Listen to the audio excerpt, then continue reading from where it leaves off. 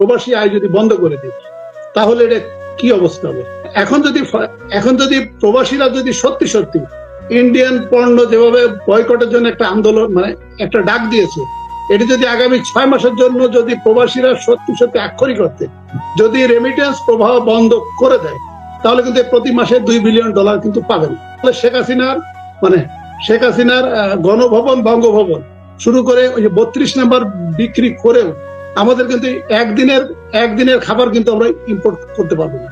তাহলে যদি প্রবাসীরা যে কথাগুলো বলছে সত্যি সত্যি হাসিনা আক্তার, যদি আমরা ভারতের পণ্য বয়কটের যে আন্দোলনে ডাক দেওয়া হয়েছে এবং এগুলো চলমান, এটা যদি আক্ষরিক অর্থে যদি প্রবাসীরা যদি এটা বন্ধ করে দেয়, তাহলে 95% জনগণ কিন্তু এই সরকারের এগেইনস্টে। তাহলে হয়তো যদি প্রবাসীরা ওই ফর্মুলাতে যদি যায় এবং কেউ যদি এই ধরনের আন্দোলনের ডাক দেয়, তাহলে দেখা যাবে যে আগামী 3 থেকে 6 মাস ছেড়ে দে মা, খেদে বাঁচি।